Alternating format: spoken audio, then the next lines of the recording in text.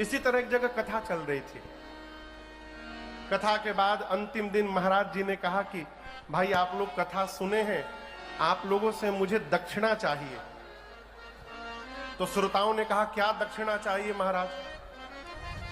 महाराज ने कहा कि आप जितने श्रोता हैं या तो आज से कोई नियम ले लीजिए कि हम ये करेंगे नियम, अथवा आपके भीतर कोई अवगुण है, कोई बुराई है तो उसका त्याग करने की दक्षिणा दीजिए हमको। तो जैसे कोई खैनी खाता था तो वो दक्षिणा दिया कि हम आज से खैनी नहीं खाएंगे। कोई मदिरा पान करता था तो उसने सौगंध लिया कि मैं आज से मदिरा पान नहीं करूंगा। किसी के अंदर कोई विकार नहीं था तो उसने दक्षिणा दी कि मैं आज से 11 माला का जप करूंगा नित्य सवेरे। सभी श्रोताओं ने, गांव के लोगों ने कोई न कोई नियम लिया। गांव में एक सेठ जी थे, सेठ जी। वो न किसी दिन कथा में आए, उन्होंने कुछ छोड़ा न कोई नियम लिया।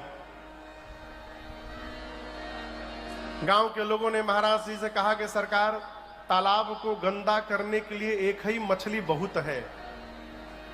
सबने नियम लिया लेकिन उन सेठ जी ने कोई नियम नहीं लिया। महाराज बोले उनको बुलाओ।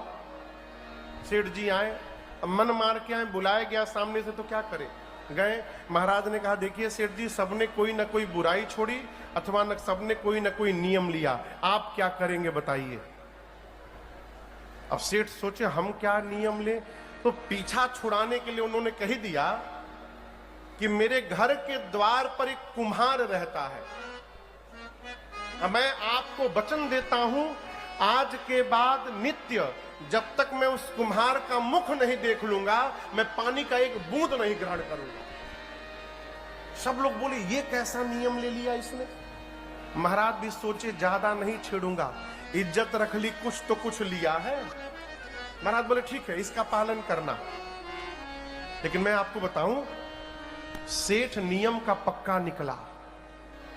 वो नित्य उस कुम्हार का चेहरा देखता था, कुम्हार का, उसके बाद पानी पीता था। और ये नियम उसने 12 साल चलाया, 12 वर्षों तक नियम का पालन किया। एक दिन कहीं गया, रात्रि में घर लौट नहीं पाया, सवेरे भगे भगे 10 बजे तक आया, प्यास से एकदम व्याकुल था। घर में आया, सामान रखा और दौड़कर कुम्हार के घर गया उसका मुख देखने के लिए। पता चला कुम्हार पहाड़ के ऊपर गया है मिट्टी लाने के लिए। अब सेठ परेशान, करे तो करे का, पानी पी ले, कहा प्यास से मर जाऊंगा। फिर सोचा पी लूंगा तो 12 वर्ष की तपस्या क्षण भर में समाप्त हो जाएगी। नहीं नहीं, तोड़ता नहीं हूं, दौड़ा पहाड़ की ओर।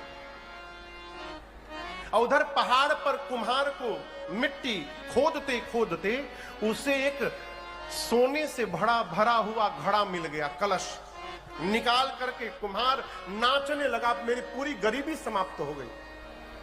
इधर सेठ पहुंचा पहाड़ के पास नीचे कुम्हार को देखने के लिए। कुम्हार घड़ा लेके ऊपर खड़ा है। कुम्हार जैसे सेठ को देखा तो कुम्हार को लगा कहीं सेठ जी घड़ा न देख ले। घड़ा छिपाकर पूछा ऊपर से क्या बात है। सेठ जी नीचे से बोले कुछ नहीं, देख लिया। सेठ जी तो बोल रहे कुम्हार को देख लिया। कुम्हार को लगा घड़ा देख लिया। कुम्हार बोला सेठ जी वहीं रहिए, जाइएगा मत, मैं भी नीचे आता हूं। कुम्हार दौड़ करके आया। अब बोला सेठ जी देखिए, अब आप देख ही लिए हैं तो किसी को बताइएगा नहीं, 50-50 कर लेंगे हम लोग। सेठ तो सेठ, सोचा जरूर कुछ गड़बड़ है। बोला हाँ चलो चलो कोई बात नहीं, किसी से नहीं कहूंगा। कुम्हार लेकर गया ऊपर सेठ जी को और सोने से भरा हुआ वो घड़ा दिखाकर कहा आपने यही देख लिया था ना, आधा दे दूंगा आपको, किसी से कहिएगा मत।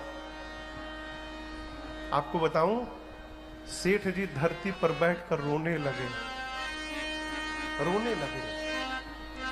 कुम्हार पूछा क्या हुआ। सेठ जी बोले कुम्हार मैं अपने दुर्भाग्य पे रो रहा हूं, तुमको पता नहीं 12 वर्षों से मैं नित्य सवेरे तुम्हारा मुख देखता था फिर पानी दे पीता था।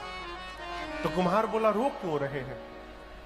सेठ ने कहा 12 वर्षों तक तुम्हारा चेहरा देखकर मैंने पानी पिया, तो ये धन प्राप्त हो गया। मैं ये सोच रहा हूं 12 वर्षों तक मैं ठाकुर जी का चेहरा देखकर पानी पिया होता तो आज मेरी क्या गति हुई होती। ये नियम का परिणाम है। आंखें भगवान को देखने के लिए ललायित रहे। सरकार